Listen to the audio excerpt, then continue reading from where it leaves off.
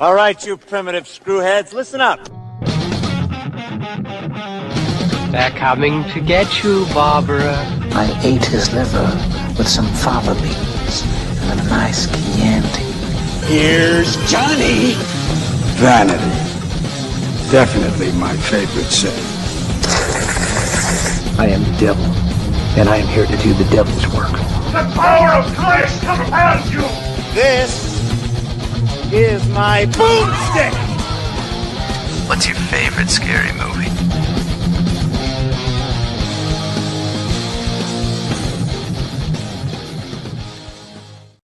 What up, horrorheads, and welcome to Shiver, a horror movie podcast. We are your hosts. I'm Daniel DeBona.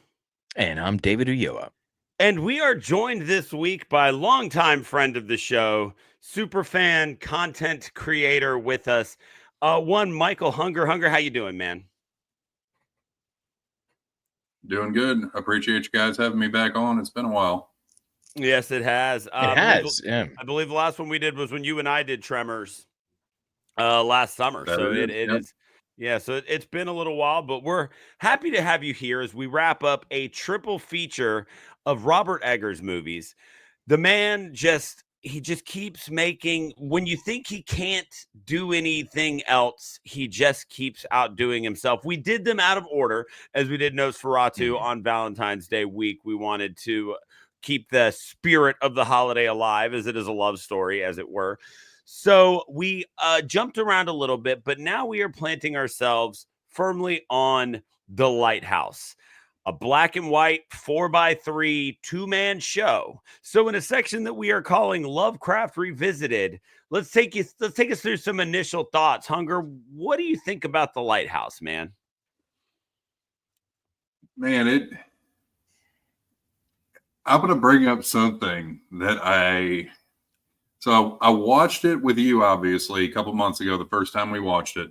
Right. And then I watched it again today to remind myself of some things. And I'm curious to hear David's reaction as I mentioned, like, not to bring stuff back to session 9, as much as I like to give you a hard time about the first episode I guest hosted. There is just something I absolutely love about the descent of man. Yeah. Fair. That is my first takeaway. Is just the idea of, I mean, Willem Dafoe being Willem Dafoe, let him off the rails, do his thing. He's a special kind of Nick Cage, almost. And it's just the idea of getting to watch Willem Dafoe whittle down Robert Pattinson's humanity for just over an hour and a half. Yeah. That is just so, it's almost hard to describe. Fair. That's my first takeaway. That's where I'll start here, is just the little aspects of me being in the service industry for as long as I have. And Daniel, I know you having experienced that, and I've never been in teaching in any way. I'm sure you've both experienced just the little aspects of, hey, I did what you told me to do. No, you didn't.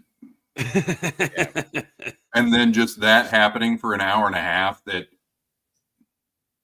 there's just something so perfectly indescribable but relatable at the same time. Yeah, no, this movie does some really weird things. As I was watching this to get ready for the show here, as it ended, I looked at my roommate and I was like, this is definitely not the weirdest movie I've ever seen. Like, I've seen weirder stuff. I said, but this might be the weirdest movie I've ever watched more than once. This movie is it's horror, it's art house, it's everything. It's existential. There are words that exist that I don't know that probably apply to this movie. It's so bizarrely fascinating, but still, when the screen fades to black at the end, even after seeing it twice, you're just sitting there going, but wait a minute, what? I'm so I don't know. At watching this the second time around, I finished it up and I was like, I am so pumped to do this with Dave and find out what sort of shit is like right in my face that I'm missing in this movie. Because I mean, I get it, but I don't get it when it comes to the Lighthouse. This movie confuses the piss out of me. All of those things to say, I don't dislike it. Not for a second do I dislike this movie. I just I don't know what I feel about it outside of, man, I like that. Like, that's as far as I've gotten now. And I watched this 2 weeks ago for not the first time. And I'm still just at like, well, I like it, but I mean, huh? So I'm gonna quote or paraphrase, because I don't remember exactly what he said. Steven Spielberg on 2001: A Space Odyssey, to kind of get at your point there, Daniel. He said of his first time watching 2001: A Space Odyssey that it was the most confusing and most inspiring thing he had ever seen. He couldn't understand what it was that he was watching, but knew that he wanted to keep watching it. And he knew that it was art, but he didn't understand it. And I think that The Lighthouse is exactly that. I think that very few movies get this close to capturing art in cinema. For me, this is one of the best movies I think I've ever seen. Not just horror, any genre. This is a masterpiece, an absolute masterpiece. I'm going to blow my load here, very much like is done in the movie very early. This is fucking perfect.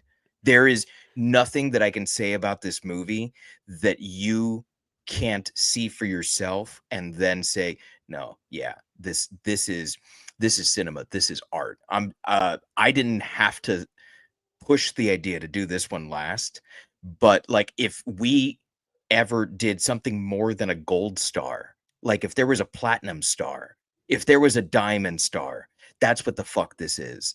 This movie is not perfect. It is beyond perfect. There's movies like Nosferatu, which we gave a perfect score to, and there's movies like The Witch, which we gave a perfect score to, and then there's this.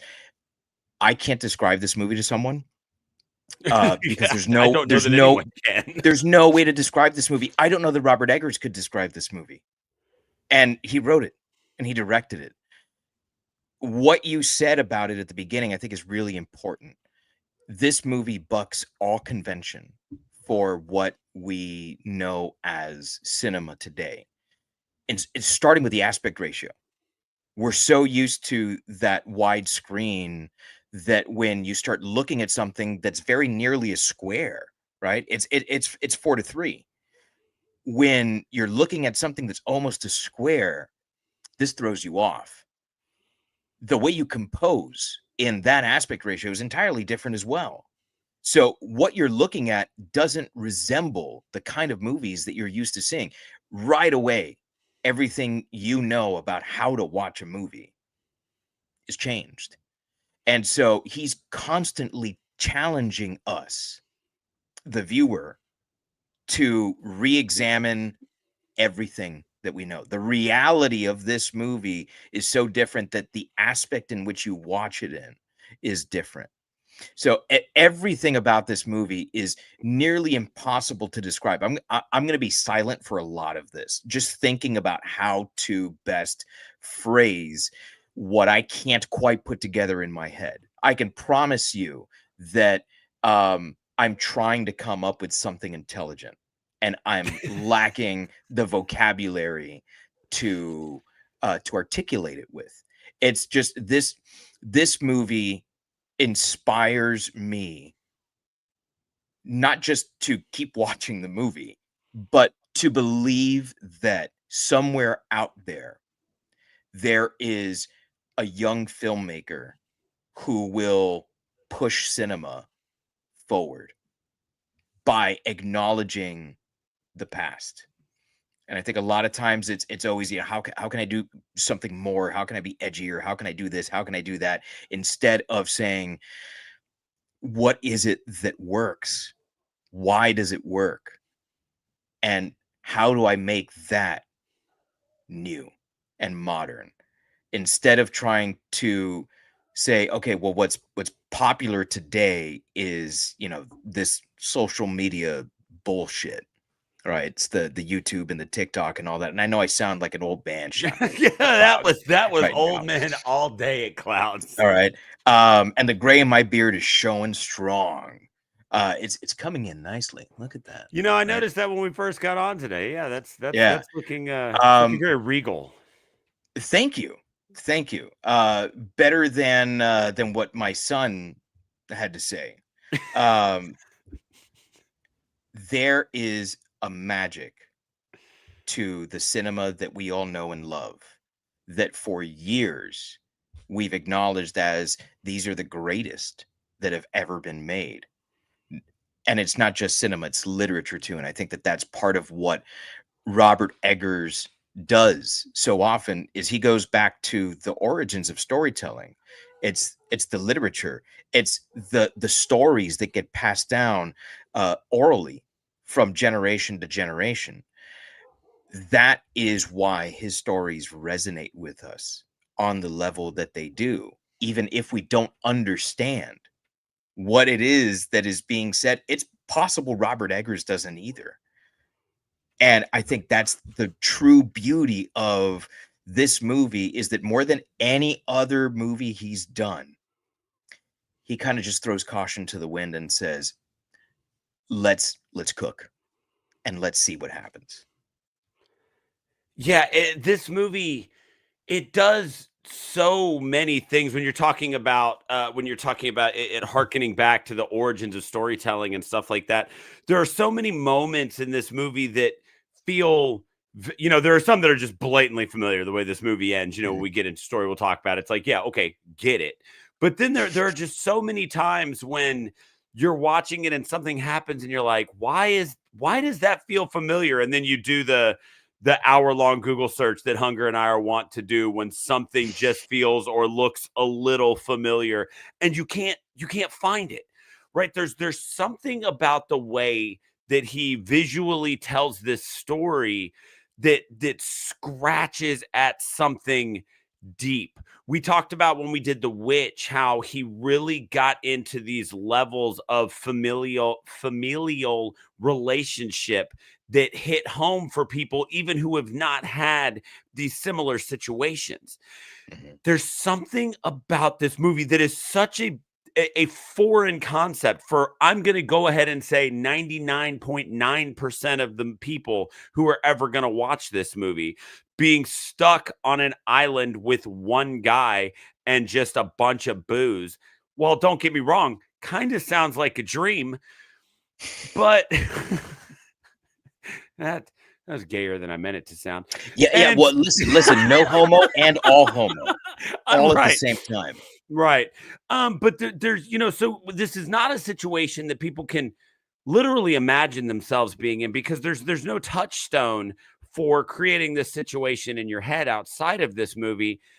And yet there's something that feels like you can understand it. And I think it comes from that idea of what Hunger was talking about, that complete and total breakdown, because we've all, regardless of what level you've gotten to with it, we've all had breakdowns.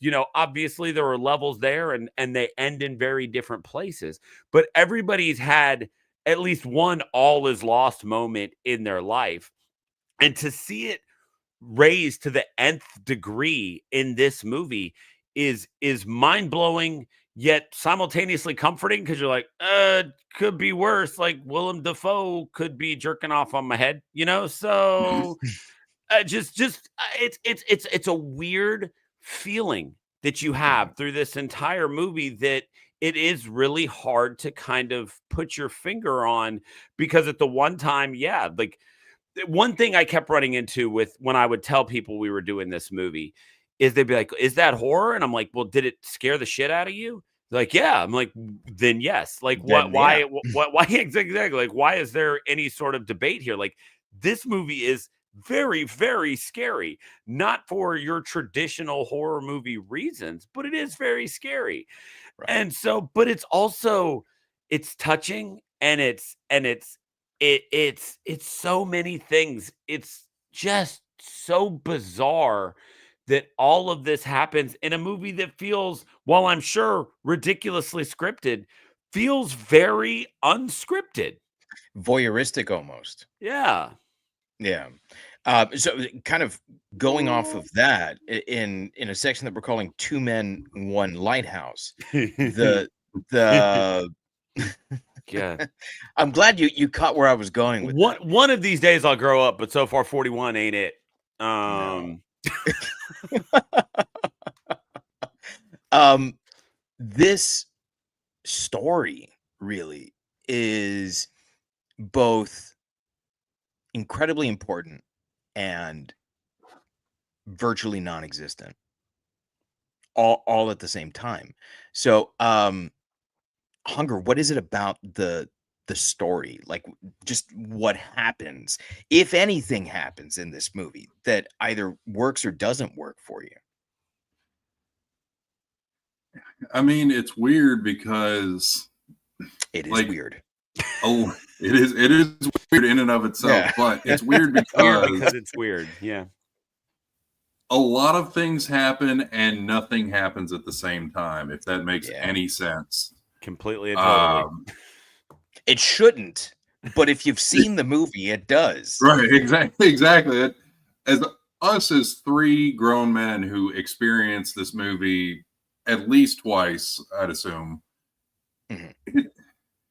It's hard to describe because it's one of those. I get it. I understand it. I don't understand it. I can't explain how it makes sense. I understand that I don't understand. Exactly, because it's one of those things where, like, I've never at any point in my life, I can't imagine any point in my life going forward where I would spend any amount of time in a New England lighthouse with another man for an extended period of time during a storm season. Stick with me, buddy. We'll get there.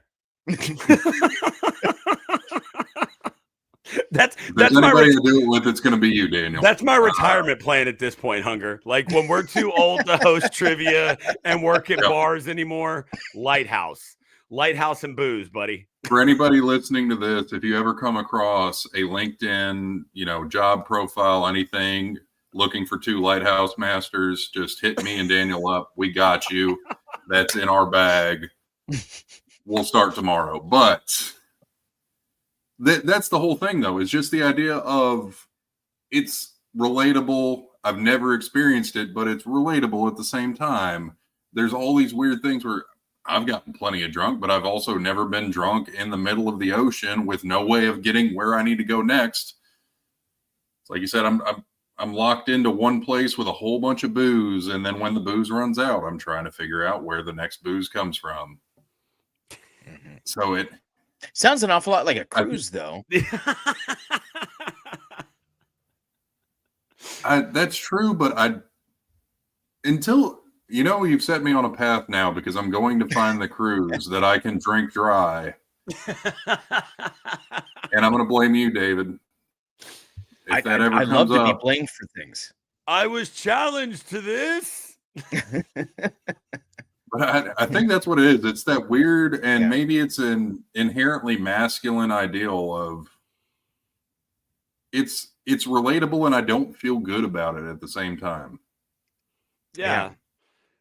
One of the things about the story that's told throughout this movie that really hits home for me, as somebody who moved far away from home to go to college and didn't know anybody here, so just got like paired up with a roommate, is that idea of like how quickly you can learn to love and hate someone at the same time. that you didn't know before, right? Like you immediately bond because you have to, because you're sleeping 6 feet from each other. But then at the same time, all those little things that start to piss you off. One of my favorite things about this movie, by the way, is that the first subtitle of this movie, besides foghorn blaring, is farts. It cracks me up every time. But it's those things when they have that moment where just everything has come unglued and Pattinson is just done. And he kind of leans in and he's just all, he's sick of all the stories and all that. And then the one he ends on is like, and I'm sick of your goddamn thoughts. Like, just the way, like, he just says that part with his whole chest. Like, I've lived with a lot of dudes in my life, and yeah, you get sick of their farts, man.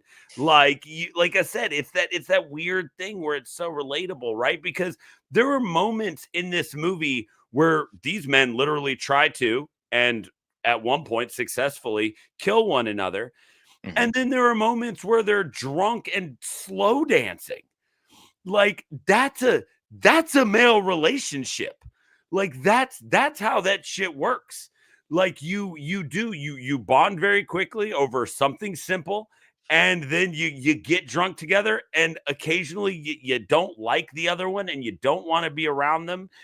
It's just, it's all of that. It's all of this shit just cranked, right? Shown through this prism of some sort of mirror dimension chaos reality where they seem to will things into existence.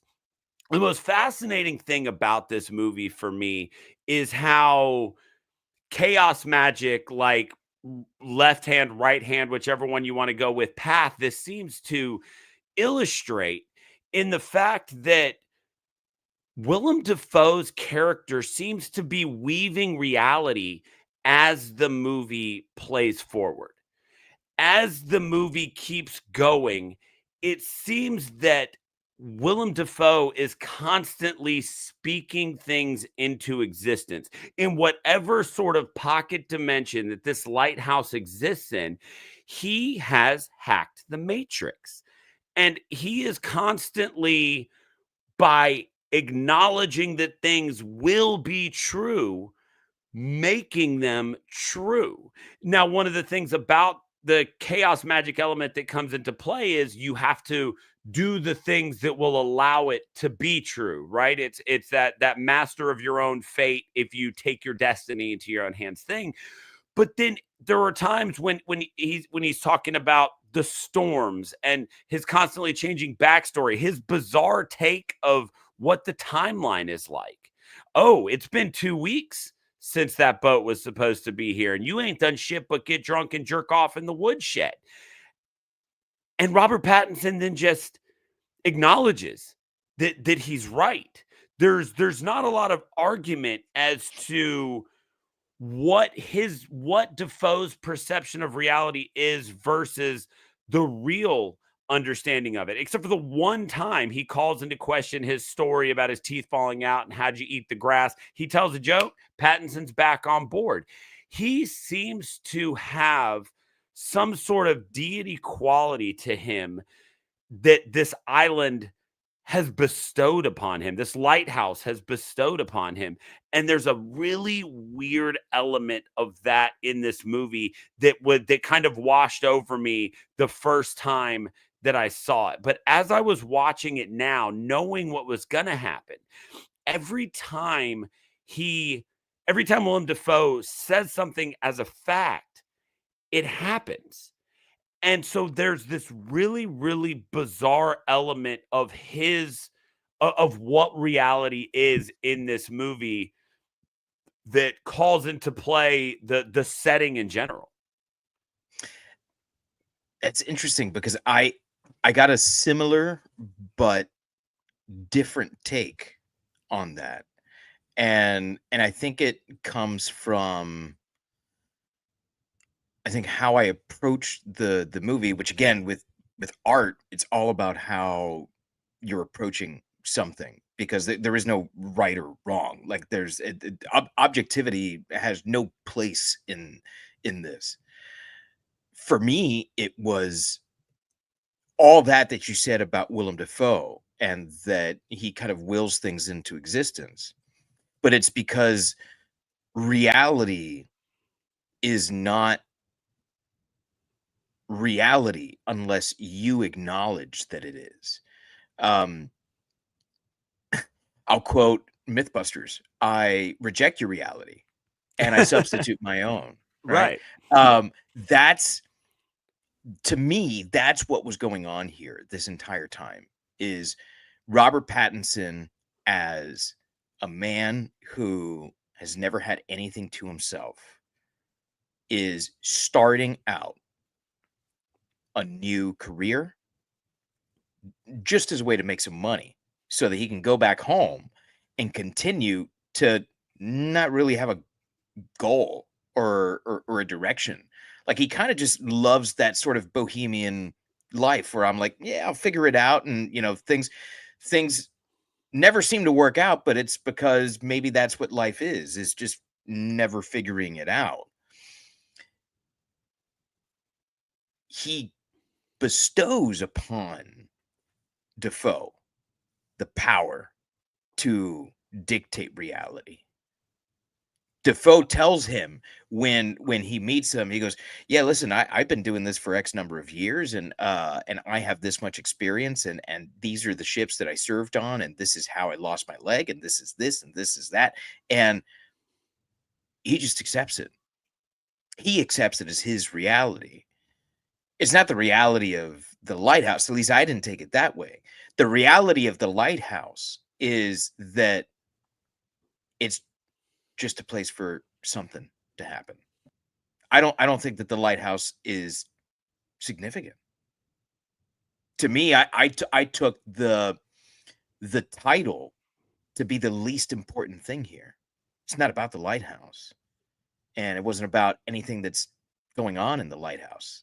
It's the two dudes. And we see how the story drastically changes, or the presentation of reality drastically changes, when Pattinson just rails on Defoe. When he leaves him nearly dead, everything kind of changes. And all of the things that Defoe says will happen kind of happen. But now we're seeing that Pattinson is kind of willing them to happen. It's very odd. It's very strange, because to me, this movie's more about, it's really not even a movie. It's a character study. It's just, here's a person and here's another person. And the Lighthouse exists only so that they can exist, so that they have a reason to be together.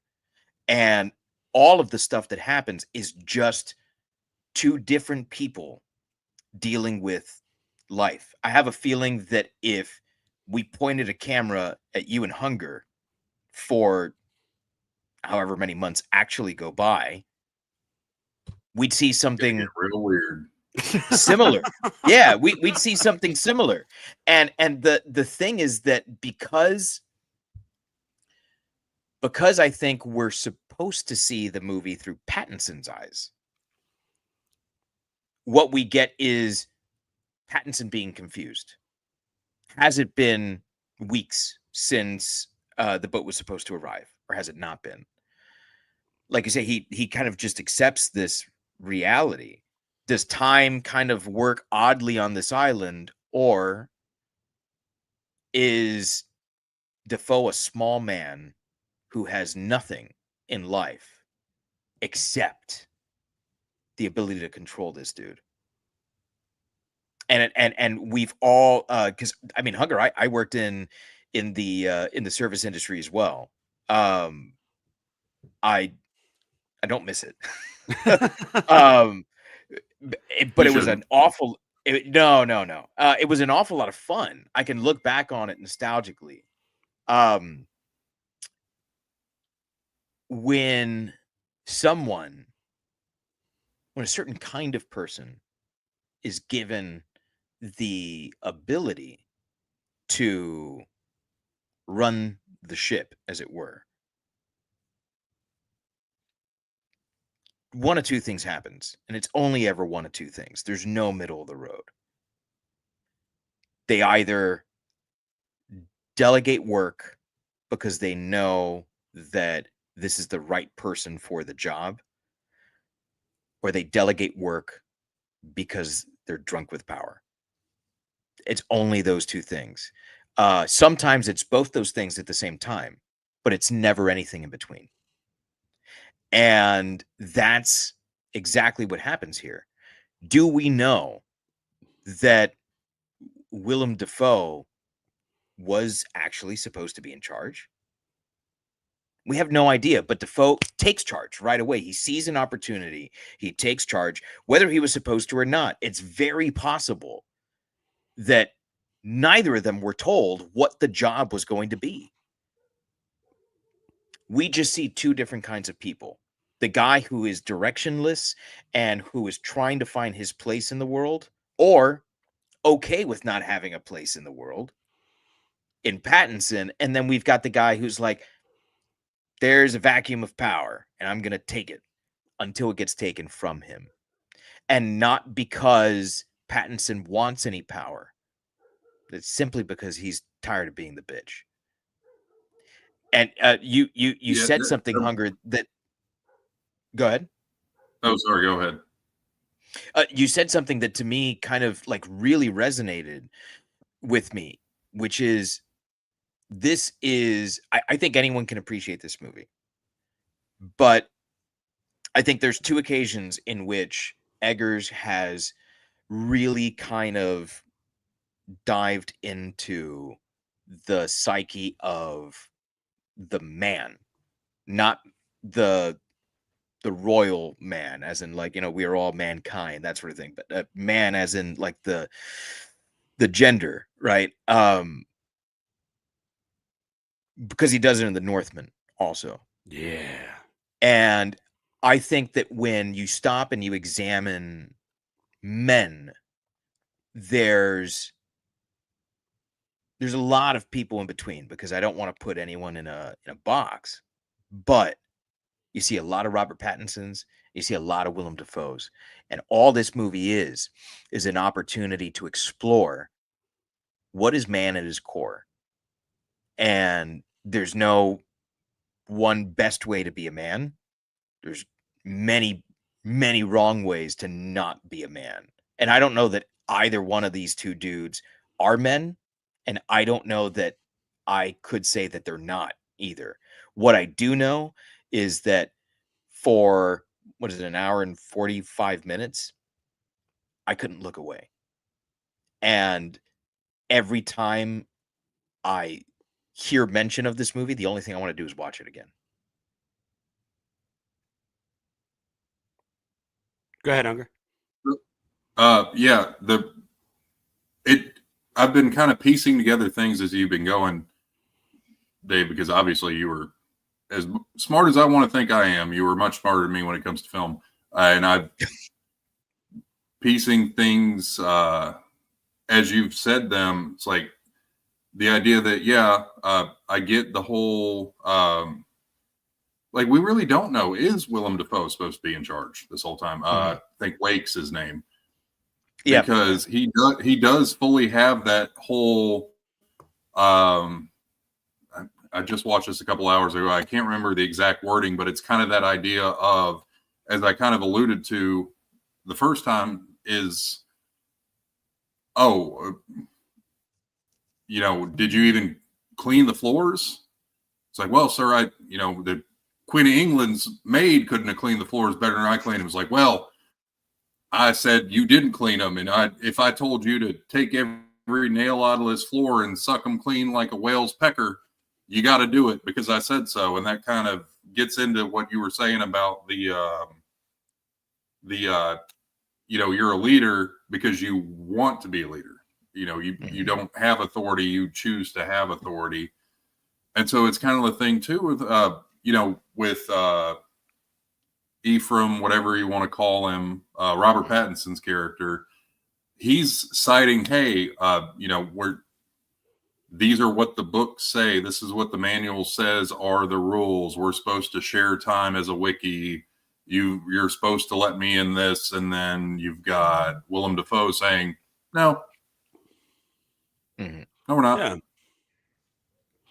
So I don't know why this is twice now I've seen it, and it took until you bringing that up is when I finally processed that whole thing, because there was always the underlying idea of, it's just two guys trying to figure out how to live together in this small space.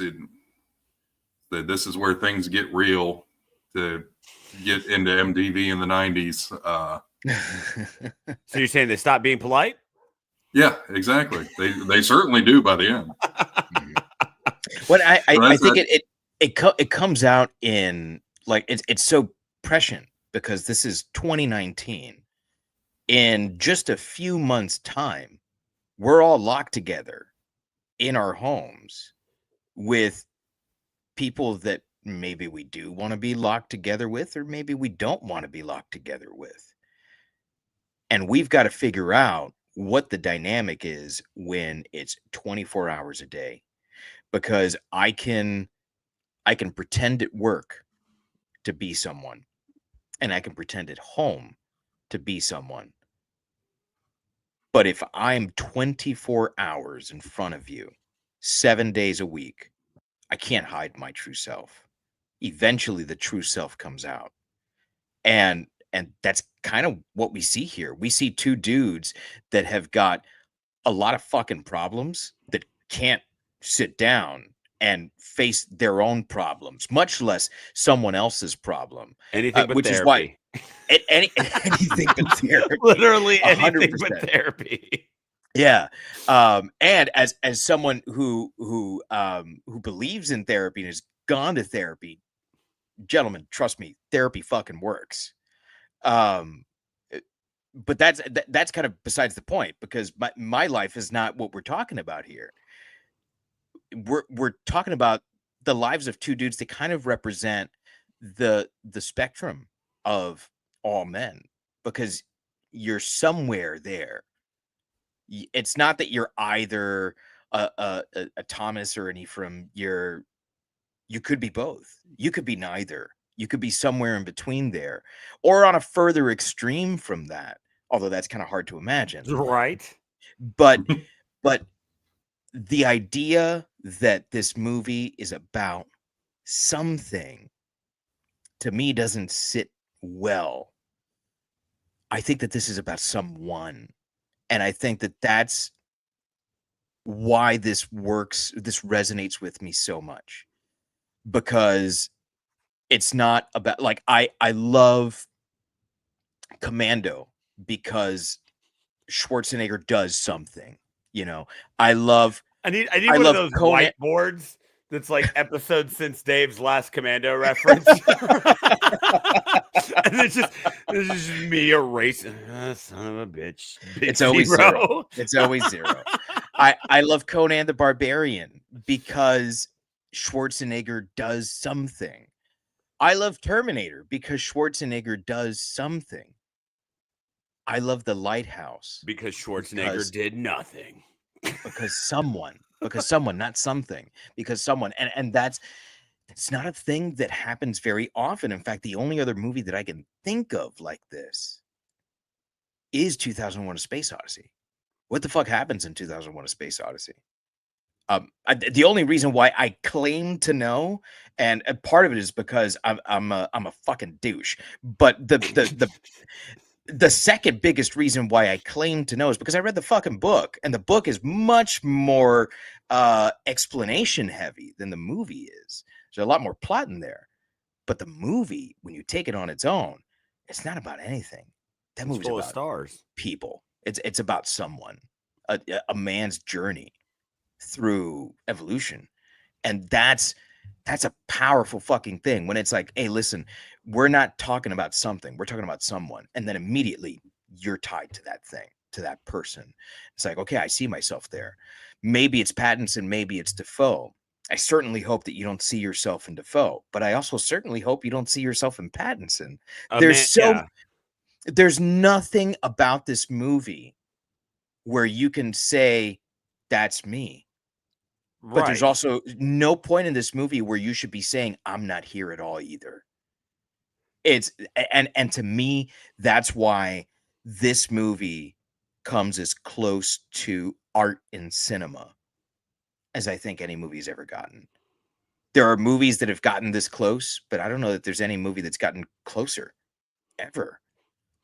Okay, so as we're discussing the story here, there's a vital element here that's either ridiculously important or absolutely meaningless, right? And that is no, hold on. No, not even getting into that section yet. No.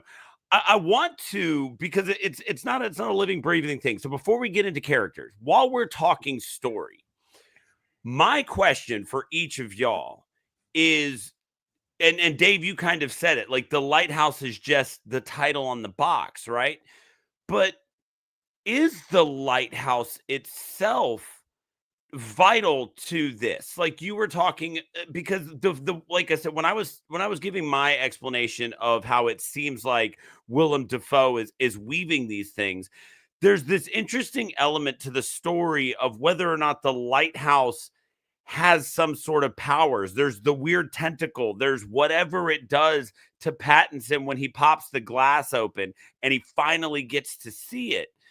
So what is your takeaway on, like, is the lighthouse just a lighthouse and we're experiencing the depths of these guys' insanity? Or is there something purgatorial, if you will, to this location? Open floor. Okay. Hungry, you want to go first? Well, thank you for your kindness, Dave. It's tough because I'm really thinking knee-jerk reaction. No, I don't think, and me being the IMDb nerd that I am, trying to just clamp down so many things right now.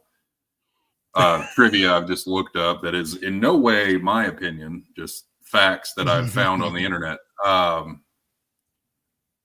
I don't think it needs to be the lighthouse. You could have called it the cabin, the silo, the bunker. Yeah. Any isolationist location. It all comes down to humanity, masculinity, all that. Because like there is something to be said about the lighthouse, the location. It's like you said, with the tentacle, the mermaid, the call of the sea. There is just something primal to humanity about the ocean that will always be mystifying, intriguing, whatever you want to call it. But I think you could have made it work in other ways based on the location. But also on the opposite side of the coin, I think the lighthouse, again, the location, not the movie, is the perfect circumstance, setting, whatever you want to call it, for this to have worked the way that it worked overall. Okay, what about you, Dave? Okay, so I think that the lighthouse has as much or as little meaning as you want it to have. And academically, that's how symbols work. The symbols are as powerful or as weak as you allow them to be. Right. I think that it's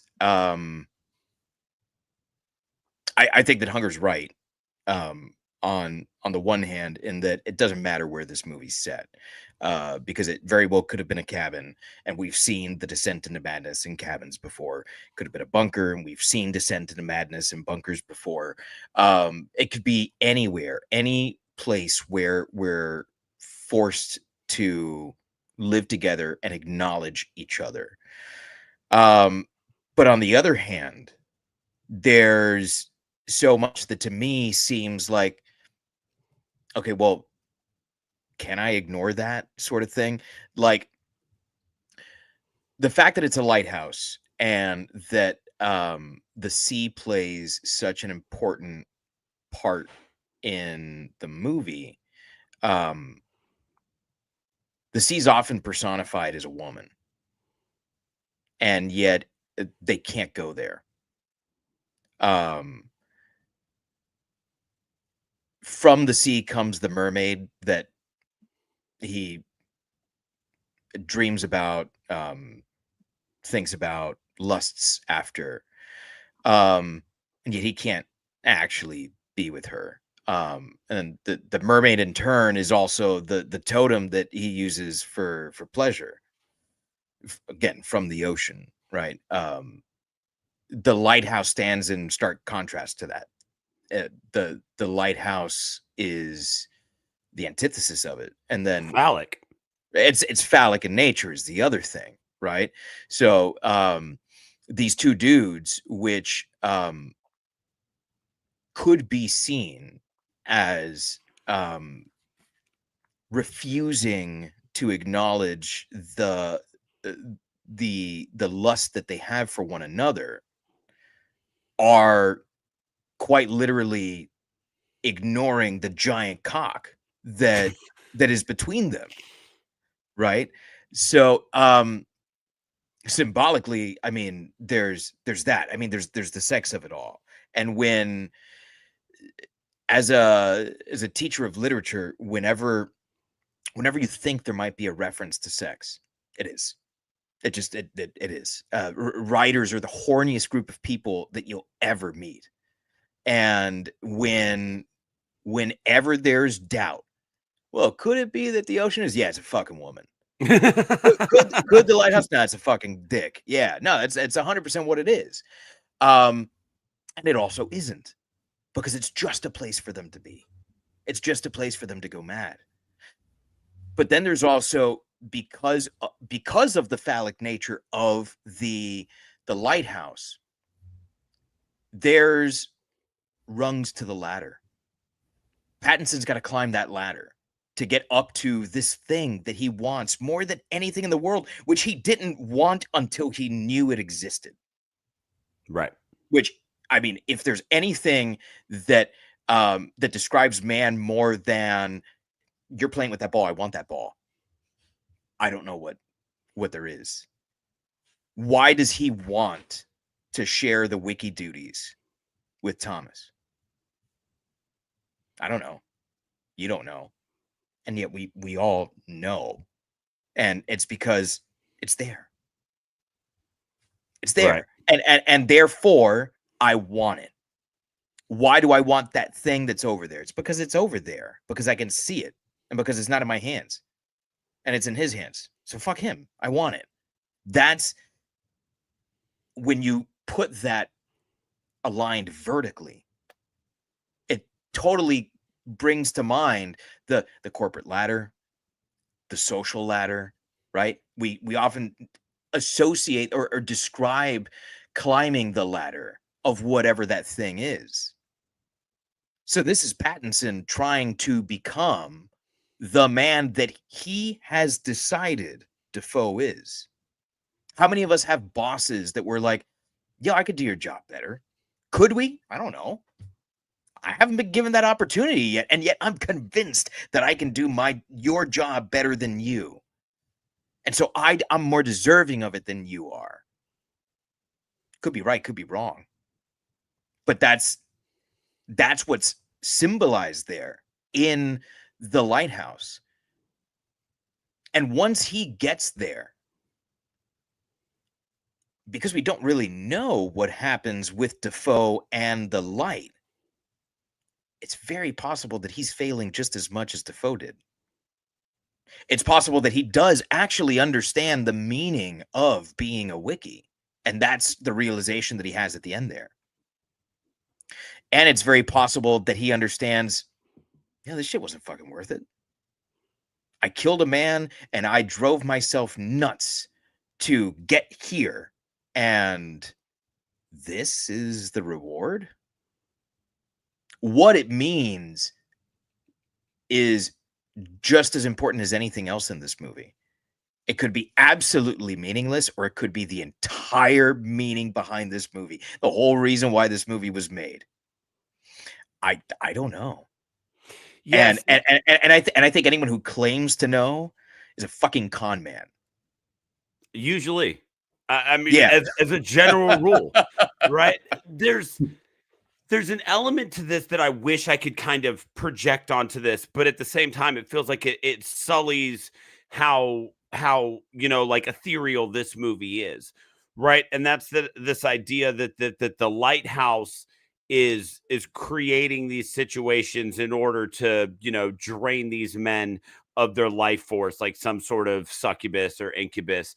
But I feel like I feel like I want to say that that's what I think is happening. But after a second view, going into it thinking that, like, okay, I'm watching for the times when I feel like the lighthouse itself is making these things happen because it needs these guys to go crazy. It feeds on that. After a second viewing, I found myself, like I said, I wanted to project that onto this film because I wanted that. I wanted to be able to talk about that.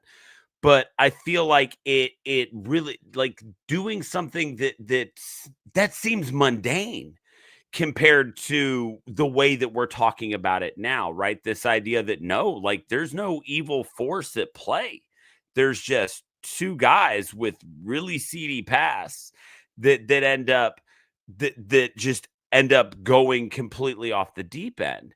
And so I was so ready, knowing how this movie ended, to try to, like, I was going to grab the brass ring, right? And I was going to be like, yes, and here's why it's the perfect like metaphor and comparison to Prometheus and all of this, and that's why it ends the way that it ends. He finally gets his hands on the light. Now he's just constantly getting his guts eaten.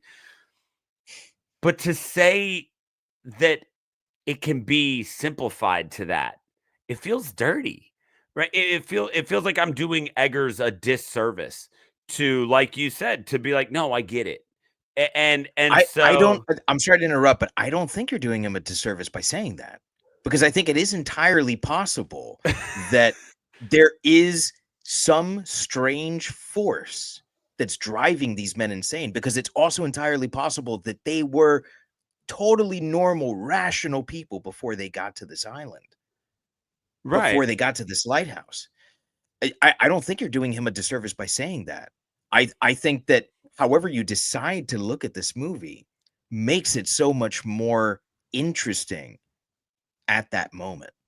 Yeah, and so that's just kind of why I wanted to get y'all's views on that, because like I said, there's this. It's not even like metaphorically Prometheus by the end of this movie, right? He literally finally gets his hands on the light and is punished in the way that he is. Like, that's the one time in this movie that it just fucking hits you over the head with the club, right? That's the one time you're like, oh, finally. It's like screen goes to black. Yeah. It's like, I got that reference. That's it, right? You're that. It's that Captain America moment for 30 seconds at the end. It's like, hey. And so, like I said, I want to kind of heap some of this on there, and it's just, it's just, again, like we said at the top, and like we're gonna keep saying, it's just so weird. But ultimately, in being so weird, it's a two-man show, right? So the movie we did last week, we purposefully skipped talking about Defoe because we knew we'd be talking about him so much. So we got two guys to talk about here in a section that we're calling Double Trouble. Let's talk about the characters of this. Dave, I'm going to throw it to you first. Who you putting on the table? Man, I don't know who to talk about first, to be honest. And I think maybe just weaving in and out of the characters might be what makes more sense to me, because I think they're too intrinsically connected through everything. Yeah, you can't discuss one without talking about the other. It's almost like what happens when you take Batman's rogues gallery away from him. Like you can't talk about Batman without talking about Joker or Riddler or Poison Ivy or Catwoman, or there is no Batman without it. So I think the same thing happens here, where there is no Ephraim, there is no Thomas without the other. And one might have willed the other into existence for all I know. There it is. It's possible. It's entirely possible. It's like, do you really need two dudes to run a lighthouse? I mean, the lighthouse seems to run with one dude doing just about everything except being up at the actual light.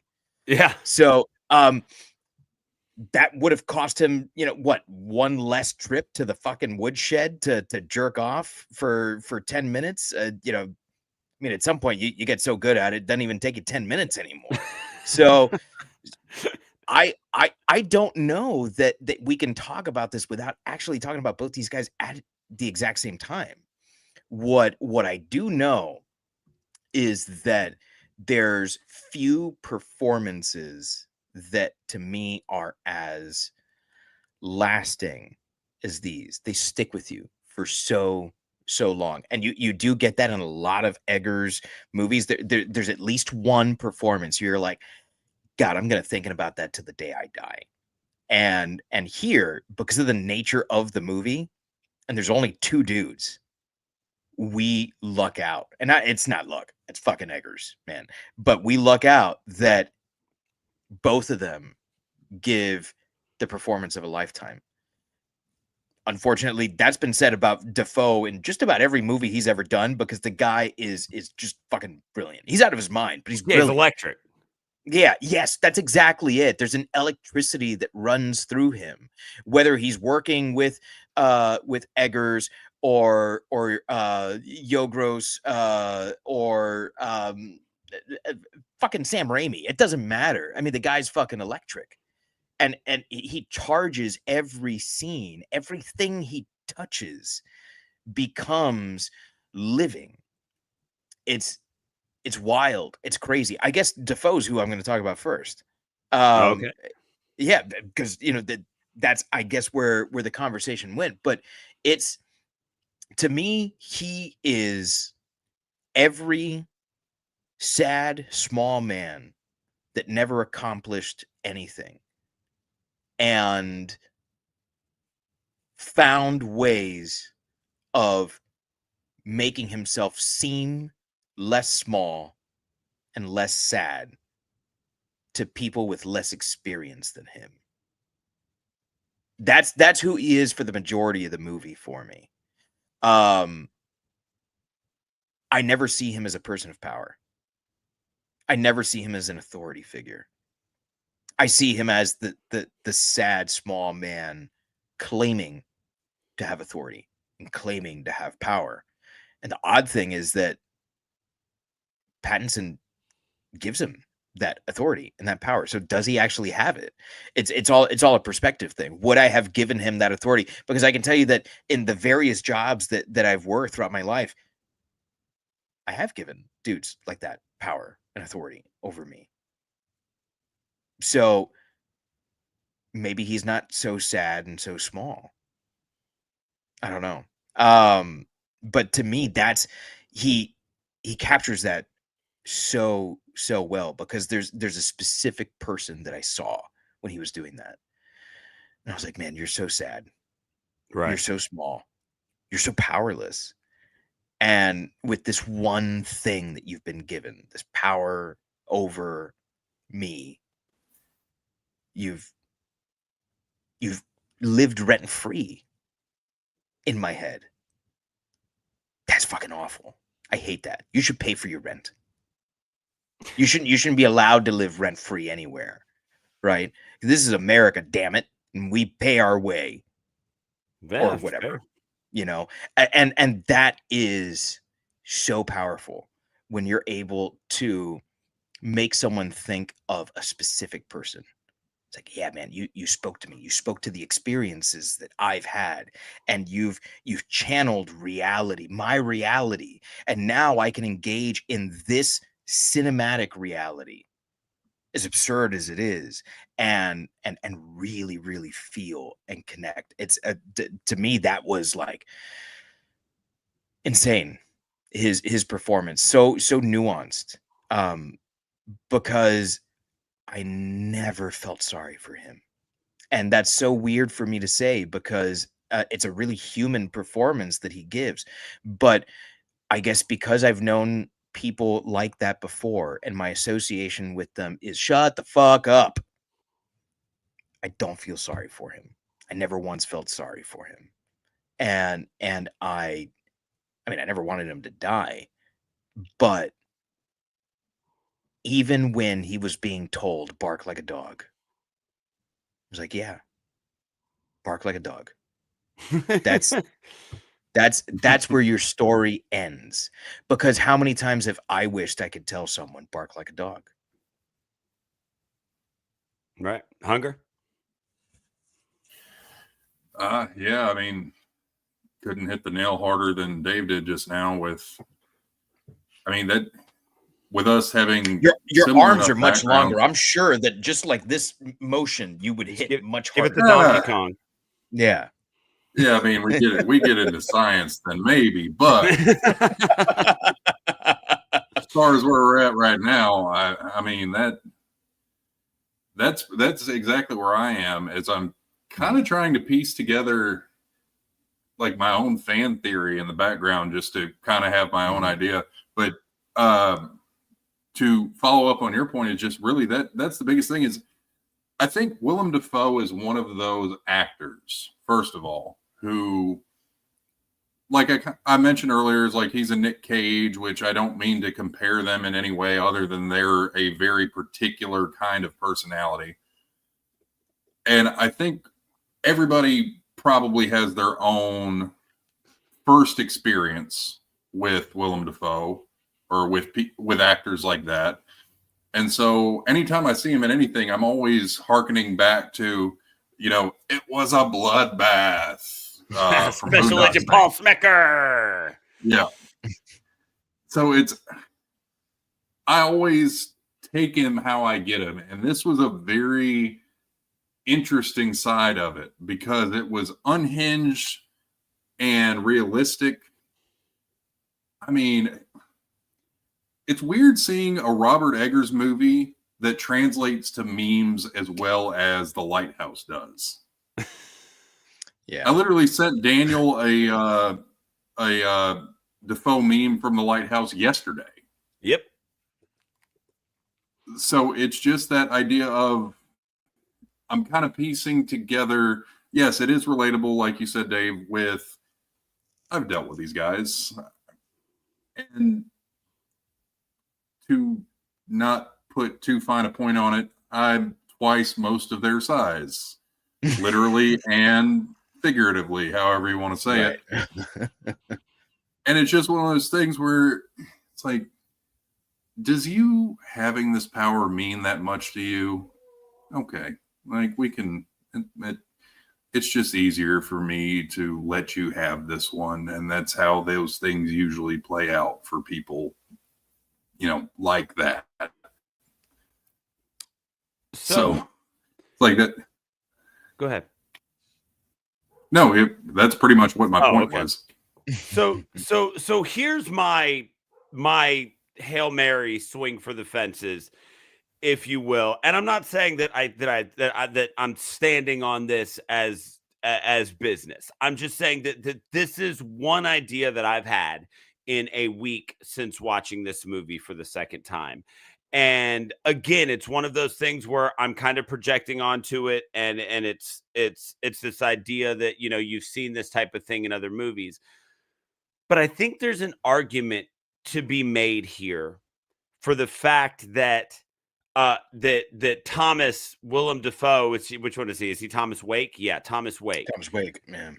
Yep. There's an argument to be made here to the fact that Thomas Wake doesn't exist. When you said, Dave, you said, did one of these men will the other into existence? What we know as we learn Ephraim's story, who, oops, by the way, his name also happens to be Thomas, we eventually find out. We know that he has a violent past that he is desperately trying to escape. We have multiple times seen real life and fictional portrayals of isolation driving people insane. You mentioned yourself, Batman without a rogues gallery is nothing. What we know of Ephraim is that he doesn't seem to know how to exist without some sort of conflict.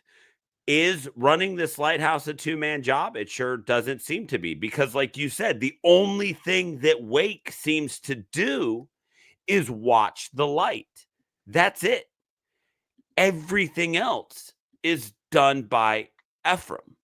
There's one scene that I found on this second watch where I was like, this couldn't happen like this with only one guy. And it's the one where he's physically holding him so he can paint the side of the thing, the side of the lighthouse, right? So he's painting. But at the same time, he ultimately ends up falling, which is something that would probably happen if a guy with very little experience built a rigging to allow himself to paint something high up. Yeah. There is a case here for the idea that he got to this place completely, just rudderless. He had no idea what he was going to do. And he created this other character that lived on this island with him to give him guidance, which is also touches on this idea of the fact that Wake doesn't seem to know what he's doing either, but he talks a big fucking game, right? Wake is very fake it till you make it when you really break down all the things he says, the inconsistencies in his story, because as you're making when you're making things up as you go, it's easy to lose track of the details. But then what happens when he walks it back and he tells a joke or he comes up with something else? Ephraim's on board. There is an idea here, and it's just the seed of an idea. But I do think that there's something to be said about the fact that physically on this island with the lighthouse, Robert Pattinson is the only one there. And in an effort to blame someone for his misery other than himself, to not have to blame the fact that the choices he's made in his past have led him to living this life of isolation on a lighthouse. He needed an adversary. He needed someone who was worse than him. Yeah, I murdered somebody, but you're a fucking liar and a piece of shit and have made my life hell. Yeah, but also you are making your life hell, man. You did this. There's this idea that he's trying to go clean, so this other person is constantly trying to push booze on him, right? Because once that flip is switched, there's no looking back for him. Like once he has a drink, game, set, match. So that idea of your addictions being these physical demons that press on you to go back to your old life is embodied by Wake.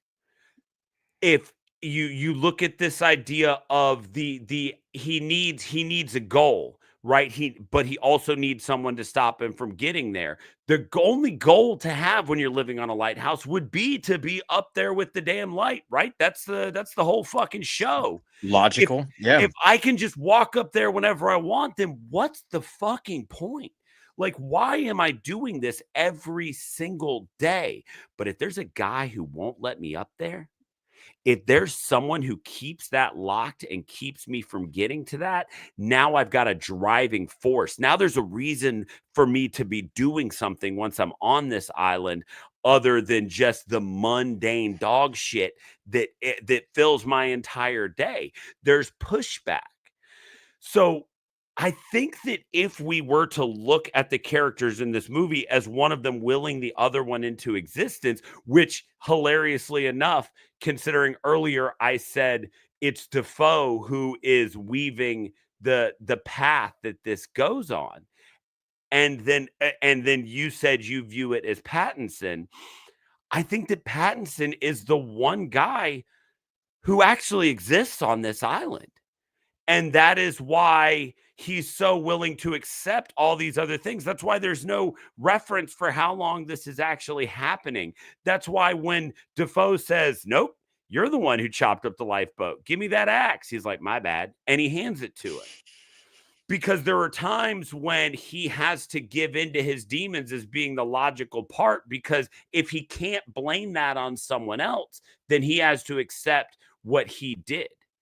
And so there's this really weird thing, like Hunger, you said you were trying to create your own fan. This is as close as I get to having headcanon for this movie. It is just this idea. And I'll follow up. That is exactly where I was getting to.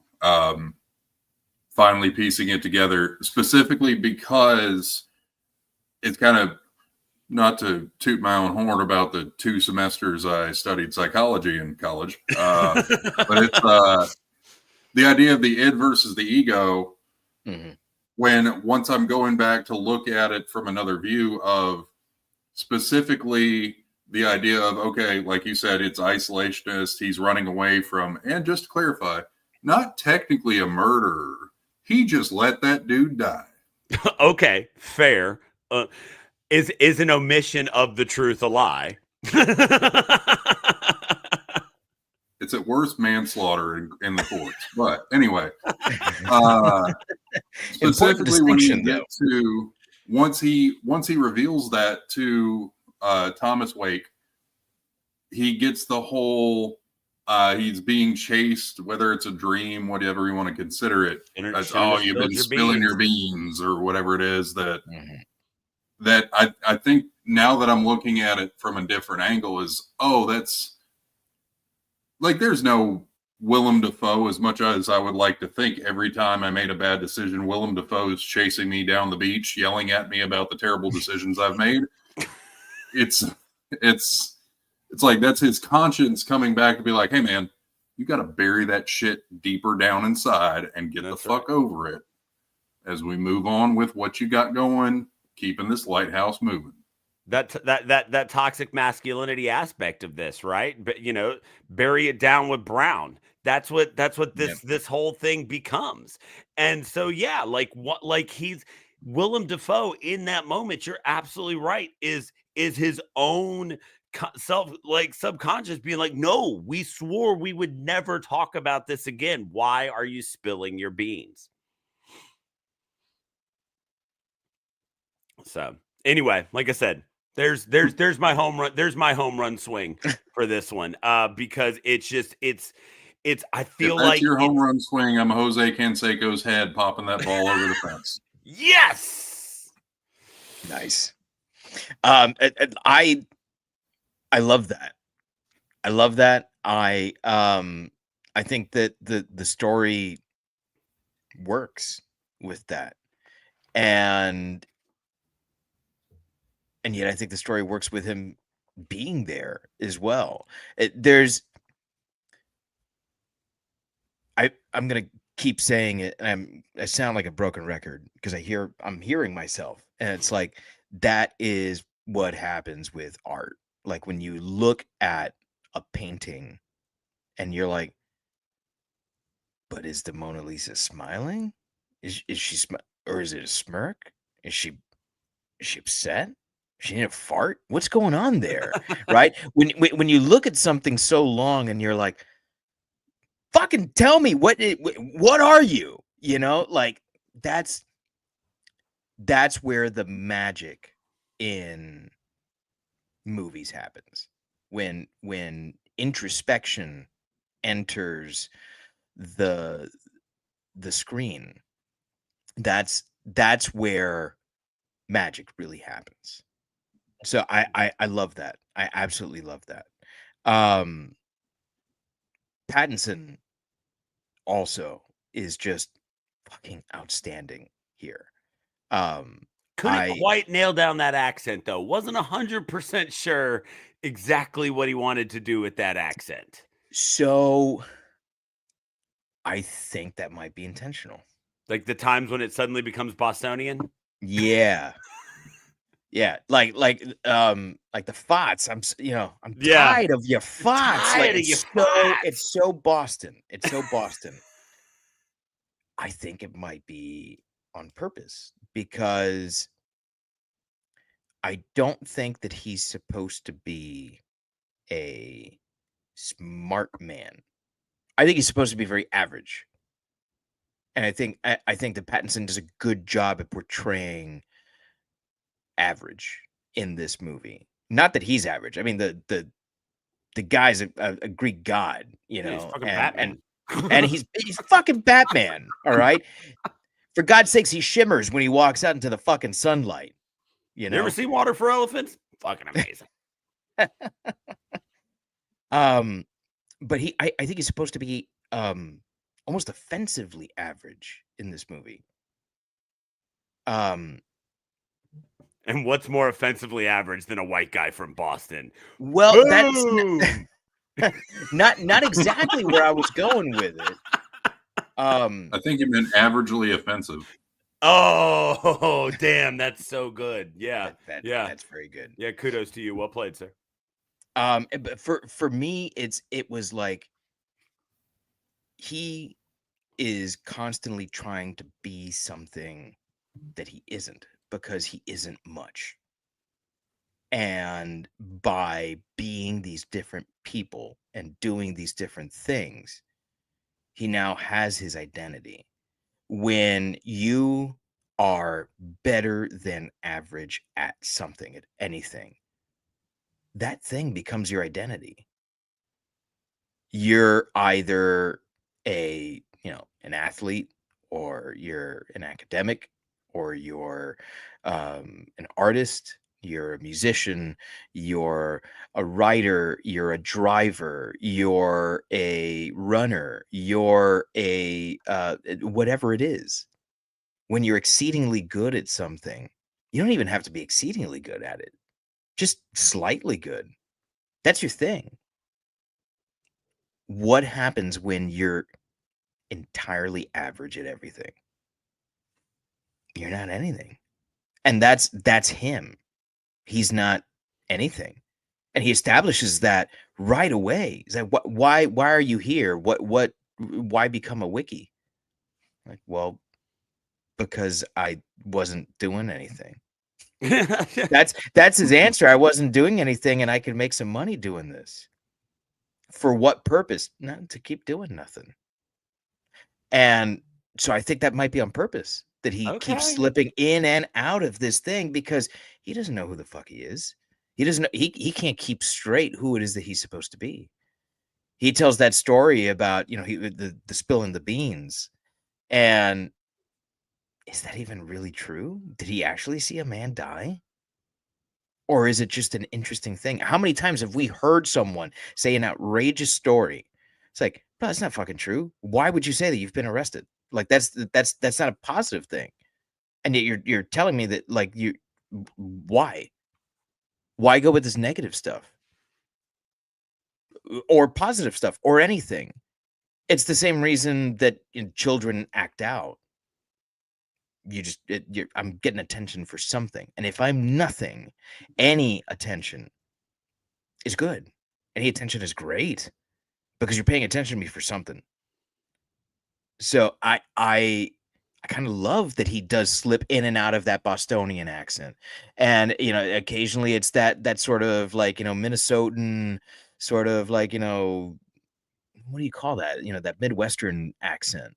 It's right. It goes all over the place, and he's frankly too good an actor to have that be by accident. Okay. And Eggers is too good a director to let something like that slide. To me, there's almost no chance in my mind that it was by accident. We can't all use AI to perfect accents. Brutalist. Yeah. But for me, dude, that's the. I mean, clearly it wasn't the first one I went to because I talked about Defoe first. But to me, I think when I think of this movie, the first person I think of is Pattinson. And I think I see myself in Pattinson's character and some of him in me, and not in a positive way. I don't think there can be a positive way for that. Right. But I see what my negative potential could be. To be so jealous of someone with power, to be jealous of this thing that you have that I don't have. I have to remind myself, like, hey, you don't want that thing. Like, you do you, boo. Like that thing, that's not for you. You think you want it, but you don't really want it. What you want is to sit back with a margarita in your hand and be sitting by a pool. Like that's what you want. You don't want that. You just fucking leave it alone. I got to remind myself that, and it's because there's a little bit of that Ephraim in me, and so I see. Maybe I phrased that incorrectly. I don't see myself, but I see the potential to become that, and that's scary. To me, that's really scary that I could ever see myself in someone who forces someone to bark like a dog. That's and as much as I was like, rah go Ephraim, like, you fucking deserve this. That's fucking awful. That's brutal. Right. And it's no less awful than what was done to him throughout the entire movie, if it did happen at all. But even so, even if Thomas doesn't exist, he did it to himself. And that's just as bad. I mean, we do awful things to ourselves all the time. What I've done to my liver is just not great. And it's totally me. It's no one else. That's it's awful. It's terrible. We got to take care of ourselves. Go to therapy, dudes. Well, one word that keeps coming up as we've been discussing this is we've all said art, like at some point, right? Mm-hmm. And in this movie, we've talked about the aspect ratio and the colors and the performance, but so much of what gives us a reason to discuss and argue and just philosophize about it is the cinematography of this movie. I mean, just something that is starkly disturbing and beautiful at the same time. I mean, look, this is one of those categories that's far more the two of y'all's forte than mine. So, Hunger, I'm going to throw this one to you first, man. What is it about the way that Eggers and crew shot this movie that makes it what it is? Okay, first of all, I'll just go on the record as saying, since I was not here for the Nosferatu episode, I'll be good and fucked if Robert Eggers could not make a beautiful picture, beautifully disturbing. It was frustrating as hell for me because I saw Nosferatu at our local theater here in Tuscaloosa. It was me and 3 other dudes in that theater.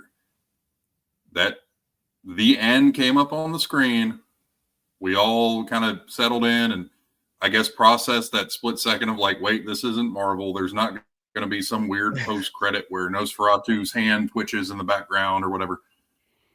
And as I walked out, the first thing was one of the other dudes in that movie theater looked at me and saying, "Did you like that?" Like, yeah. It's like, why? Like, because I didn't understand it, but it was fucking gorgeous. Like, but it was just so weird though. It's like, it's like if I don't know how to explain to you what it's like you random 22-year-old at this Tuscaloosa movie theater. Why'd you agree to see Nosferatu in the first place? But that's here nor there. That's my rant for this week.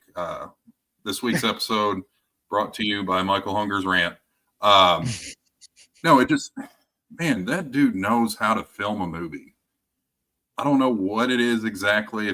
Maybe he's born with it. What Maybe it it's is. Maybelline. Yeah, exactly. I don't know how just there's something disturbingly beautiful, jarring, but comforting at the same time. The way he uses colors, most importantly, is I know the slide from blue to red is we see Ephraim kind of losing his mind. It's not noticeable, but it is if you know what you're looking for. I don't know. I've said it so many times where I love it and I don't know how to explain it at the same time.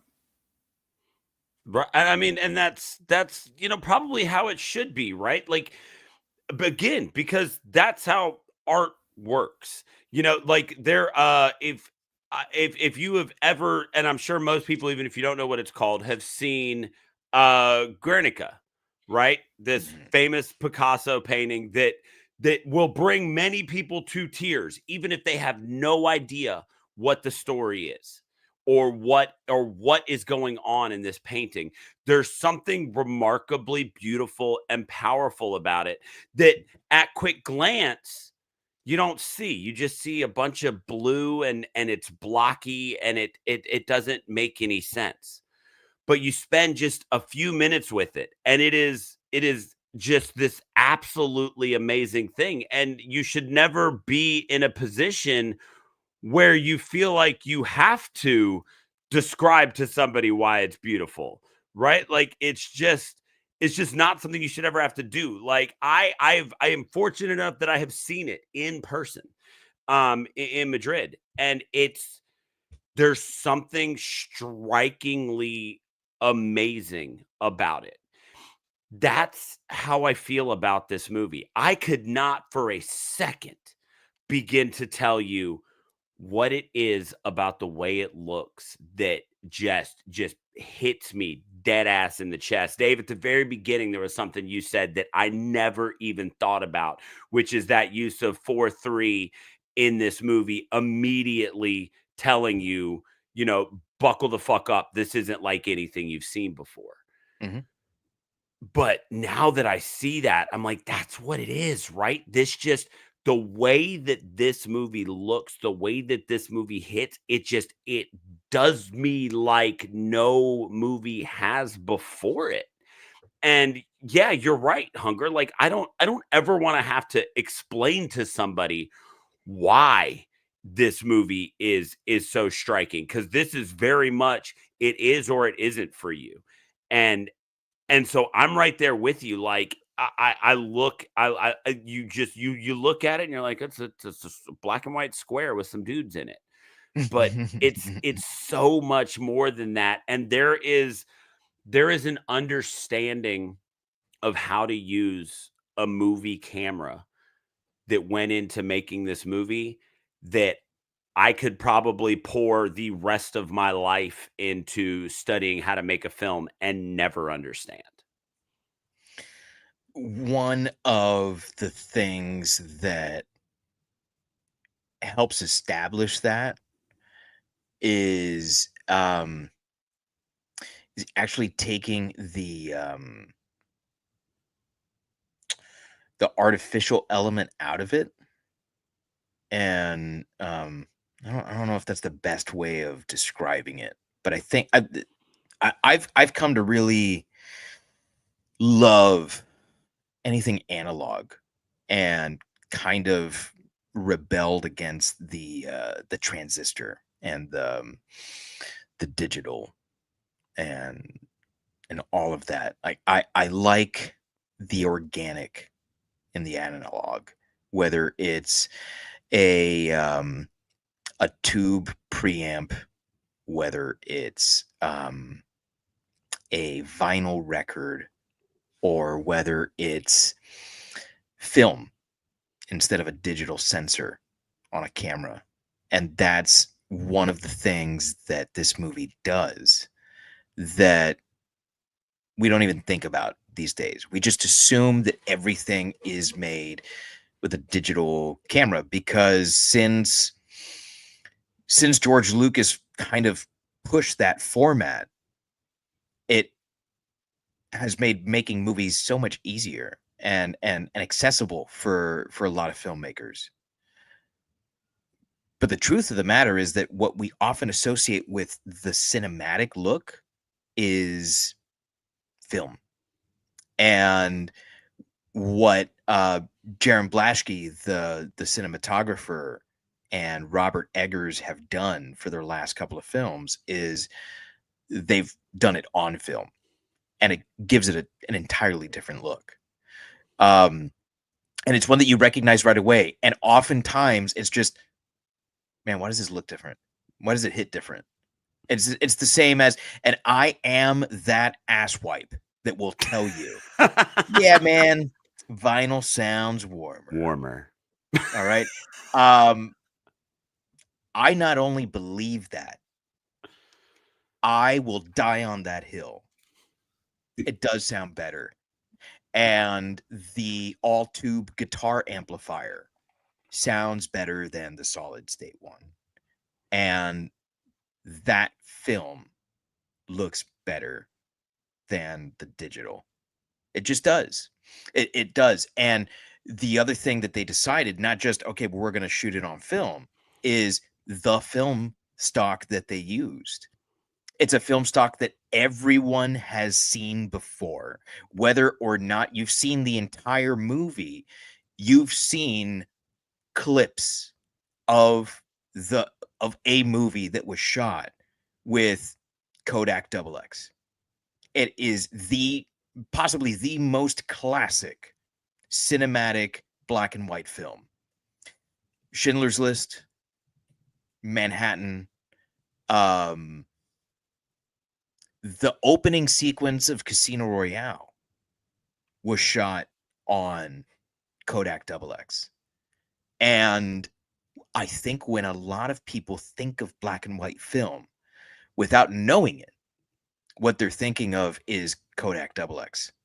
And that's the look that it has. It has the look of classic black and white cinema. And when you put that aspect ratio on it, so now it's not just black and white cinema. Cinema has for a long time, been widescreen. Now you're hearkening back to a totally different time period. You're going back to like the Nosferatu days when cameras were recording in like a format that was pretty much square. And so it is putting you in that time and that place. It's kind of like going to a themed party and dressing the part. Like if you're going to a Hawaiian themed party and you're not wearing a Hawaiian shirt, you're going to feel like an idiot when you get there. You're like, man, but I should have dressed up because I'm in this moment. You know, I'm saying aloha and mahalo and I'm having a fucking pina colada here. So why aren't I in this moment? It just, you get sucked in and you're put in a situation where it's almost impossible for you not to feel like it's the turn of the century. And like this isn't some classic maritime horror that you're watching unfold before you. The same kind that you would read in a pulp magazine. The same kind that maybe H.P. Lovecraft would write about. And that's exactly what using art rhetorically does. It's more than just, oh man, that looks beautiful. No, it does something to you. It affects you. And you can use film and light and even the lenses that you shoot with, because these were all shot with lenses from the 1930s. These are all vintage lenses that render images totally differently to the way that we shoot today. If you buy the top of the line Sony camera with the top of the line Sony lens, you're not going to get an image that looks anywhere near this. You're going to get something totally different. I would say overly sharp, overly contrasty. To me, that's not what cinema is. That's not what photography is. So I'm not into that, but I am into this thing where it's like, This is hearkening back to a very specific time, and it's putting me in that time and place because it's just as important as anything else in this movie.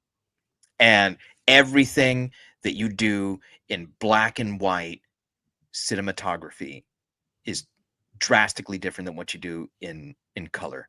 It's all about contrast. Contrast is all over this place. The way that this film was developed specifically bumped the contrast up because Double X is not known for contrast. But how you develop film either gives you more or less contrast, brings out more or less detail. It's all up to the developer. And when you tell the developer, bump the contrast up here, I want the contrast to be really significant here. There's moments where it's just black and white and nothing else. No gray in between. And that contrast is significant, not just for the artistic, the visual side, but for like the analytical side also. Like these two characters are totally contrasting each other. And the setting is totally contrasting as well. There's the height of the tip of the dick all the way at the very top at the lighthouse, and then there's the shed where he actually plays with his dick. There's all these contrasts that are happening all over the movie, and the way it's lit and the film it's used to record that light is purposeful, and it's artistic, and it's absolutely everything that I wish other movies could be. Not all movies, because sometimes you need something stupid to just sit and laugh at. Sometimes I just want to see Jason Biggs fucking American apple pie. But don't need that on Kodak Double X. No, you don't. No, you don't. But you know what? Having something like this makes us all better for it.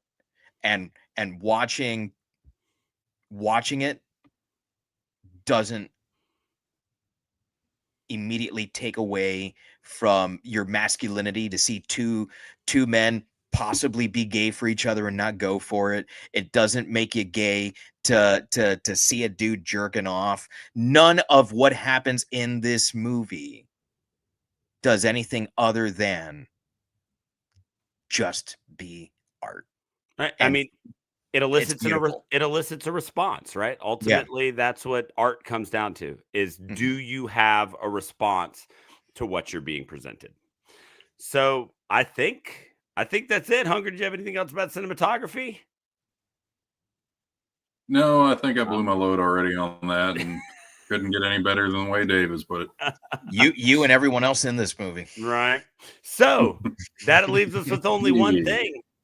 It is time for us to rate this movie. Now, if you are new to the show or you just need a quick reminder, we never compare a movie to other movies. Yes, we are finishing up our the third of 3 Eggers movies, so we've referenced the others, plus the Northman got thrown in there at one point.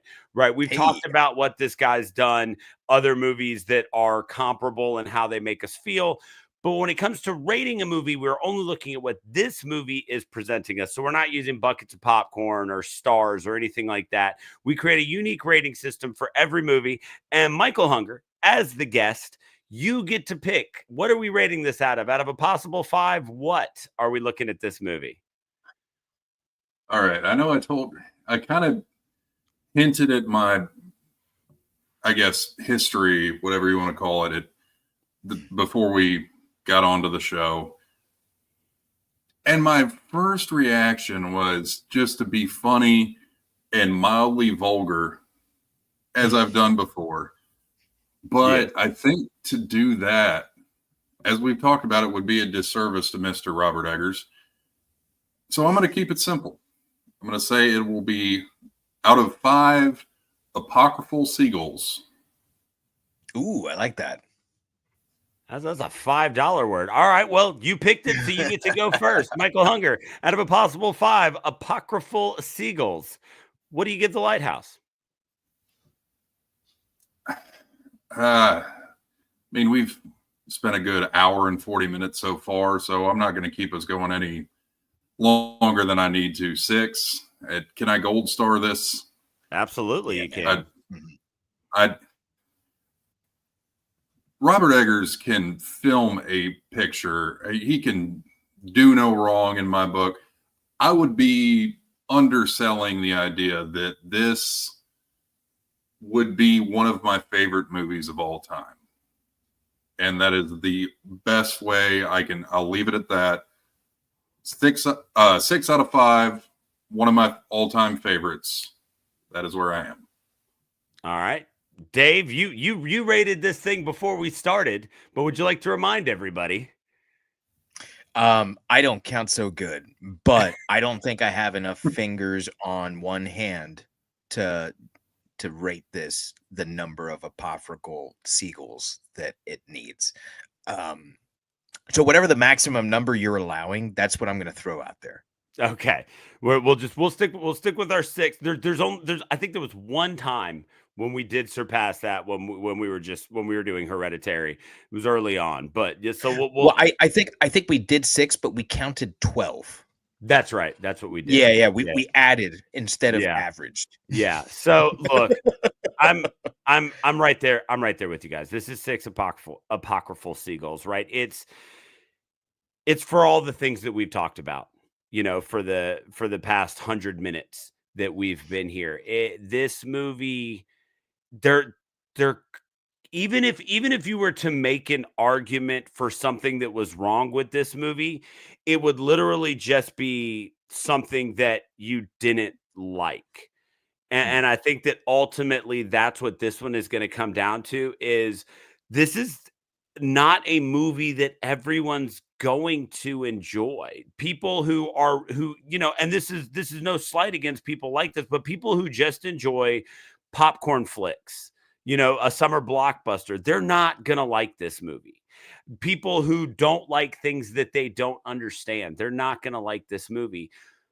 But not liking it is very different from there being any flaws in this movie. And there are absolutely none from the things I knew going into the things that I just learned about it while we were recording.